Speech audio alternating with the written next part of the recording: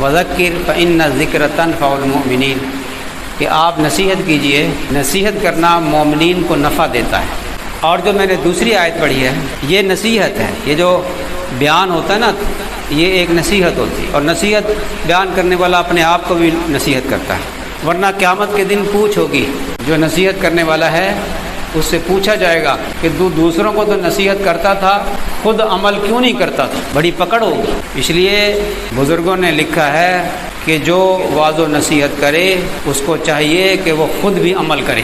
اور جو عمل کرنے والا ہوتا ہے اس کی بات کا اثر بھی ہوتا ہے۔ اثر دو وجہ سے ہوتا ہے، ایک تو سننے والے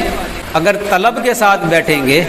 عمل کی نیت سے بیٹھیں گے، تو بات کرنے والا اگر بے عمل بھی ہوگا نا تو یہ بات کا اثر لے گا اور اللہ تعالیٰ اس کو عمل کی توفیق عطا فرمائے گا۔ ایک اثر ہوتا ہے اس وجہ سے کہ بندہ عمل کی نیت سے بیٹھا ہے اور بات دیکھ رہا ہے بات کیا ہو رہی ہے اور اس بات کے سننے کا حق ادا کرتا ہے، تو اللہ تعالیٰ شانو اس کو توفیق عطا فرما دیتے ہیں، یہ خود اثر لے رہا۔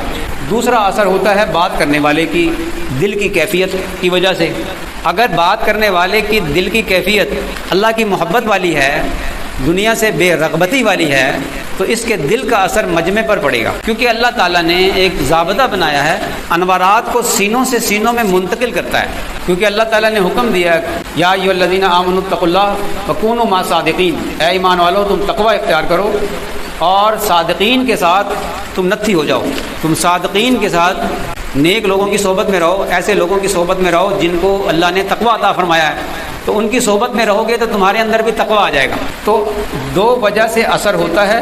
ایک بات کرنے والے کی دل کی کیفیت کا اثر ہوتا ہے، دوسرا سننے والوں کی نیت کا اثر ہوتا ہے کہ وہ کس نیت سے سن رہے ہیں، ٹھیک ہے نا۔